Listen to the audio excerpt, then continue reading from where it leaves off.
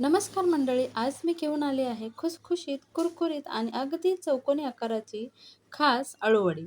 या वडीची खासियत म्हणजे ही तब्बल 1 महिना टिकते आणि तिची चव तरी इतकी अप्रतिम लागते. तर हीच अळूवडी तुम्ही पुन्हा पुन्हा बनवल्याशिवाय राहणार नाही. इतकी ही चविष्ट, खमंग आणि अगदी छान अशी लागते. चला तर मग खमंग, कुरकुरीत आणि खुसखुशीत अशी ही अळूवडी कशी बनवायची ते पाहूयात.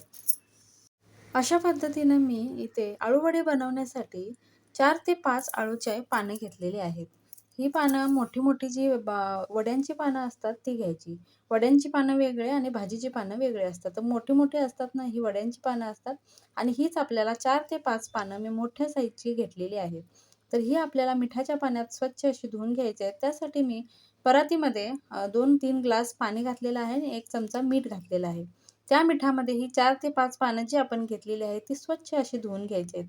त्यानंतर याच्या ज्या शिरा असतात पाठीमागच्या, त्या अशा पद्धतीनं आपल्याला काढून घ्यायच्या आहेत. सगळ्या तिन्ही बाजूच्या शिरा आपल्याला काढून घ्यायच्या आहेत आणि त्यानंतर 2 ते 3 तुकडे कोकमचे आपल्याला भिजत घालायचे आहेत. आणि इथे मी 2 वाटी बेसन घेतलेलं आहे. तुम्ही इथे 1 वाटी तांदळाचं पीठ देखील घेऊ शकताय. अर्धा चमचा जिरे पावडर, अर्धा चमचा धने पावडर, थोडासा बेसनचा पदार्थ आहे म्हणून थोडासा एक अर्धा चमचा हिंग घातलेला आहे. अर्धा चमचा हळद घातलेली आहे आणि 1 चमचा लाल तिखट मी घातलेला आहे. आलं लसूणची पेस्ट 2 चमचे घ्यायची आहे आणि चवीनुसार आपल्याला मीठ घालायचं आहे. त्यानंतर आपण जे कोकमचं भिजत घातलेलं पाणी ते कुस्करून अशा पद्धतीनं हे पाणी यामध्ये घालायचं आहे. 1 चमचा साखर घालायची आणि 1 चमचा तीळ घालायचे आहेत. अशा पद्धतीने हे मिक्स करून व्यवस्थित असं आपल्याला हे अ, भिजवून घ्यायचं आहे. म्हणजे हे पीठ जास्त पातळ नाही झालं पाहिजे. तुम्ही बघू शकता अशा पद्धतीचंच हे पीठ आपल्याला करायचं आहे. तर पानं स्वच्छ धुवून घेतलेत आणि धुवून घेतल्यानंतर त्याला अशा पद्धतीनं पातळ अशा थरामध्ये सगळीकडे हे पीठ आपल्याला पानावर पसरवून घ्यायचं आहे. तर सगळीकडे व्यवस्थित असं हे पीठ पातळ थरामध्ये आपल्याला पसरवून घ्यायचं आहे.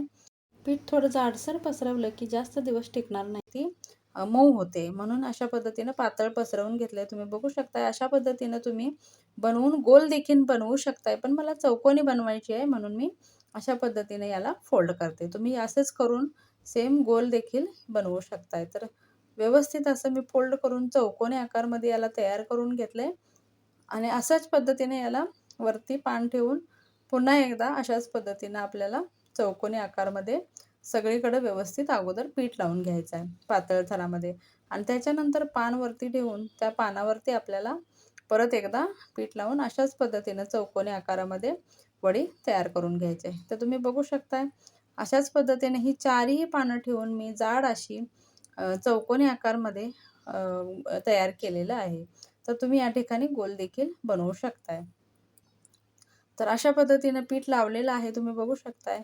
अशा पद्धतीनंच आपल्याला चारही पानांना अशा पद्धतीनं चौकोनी आकारमध्ये तयार करून घ्यायचं आहे. पीठ घट्ट केल्यामुळं आपल्याला व्यवस्थित असं हे पीठ लागतं आणि आपली जी वडी आहे ती आपल्याला जास्त दिवस टिकवायची असल्यामुळे पीठ थोडं घट्ट करायचं आहे, पातळ करायचं नाही. तर तुम्ही बघू शकताय अशा पद्धतीने मी सगळीभर 5ही पानांना व्यवस्थित पीठ लावून मी फोल्ड करून घेतलेलं आहे, जेणेकरून ती थोडीशी जाड व्हावी. तर कुकरमध्ये घालून मी 4 शिट्ट्या लावून घेतलेल्या आहेत आणि अगदी परफेक्ट अशी छान ही आपली अळूवडी शिजलेली आहे. तर अशा पद्धतीनं कट करून घ्यायचं आहे आणि आपल्याला यामध्ये एका भागामध्ये मी 4 तुकडे करून घेतलेले आहेत. तर अशा पद्धतीने ही एवढी सुंदर झालेली आहे, अगदी छान असे हे लेयर्स तयार झालेले आहेत आणि अगदी परफेक्ट तयार झालेली आहे. तर आपल्याला तेल ठेवायचं आहे गॅसवरती आणि त्यानंतर तेल थोडंसं गरम झाल्यानंतर आपल्याला ह्या ज्या अळूवड्या आहेत त्या आपल्याला फ्राय करण्यासाठी टाकायच्या आहेत. ह्या अशाच जरी खाल्ल्या तरी चालतात, एवढ्या सुंदर लागतात आणि शिजलेल्या असल्यामुळं अशाच जरी खाल्ल्या तव्यामध्ये फ्राय करून तरी देखील ह्या छान लागतात. तर तुम्ही इथे बघू शकताय. तुम्हाला थोडीशी मऊ हवी असेल तर या ठिकाणी थोडंसं लालसर झाल्यानंतर तुम्ही काढू शकताय.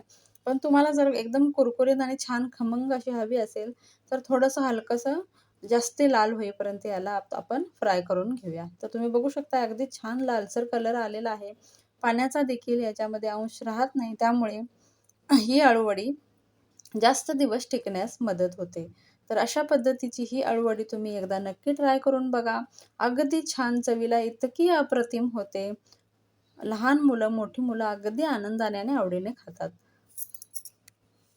तुमच्याकडे कोणत्या पद्धतीची अळूवडी बनवतात मला कमेंट सेक्शनमध्ये नक्की सांगा.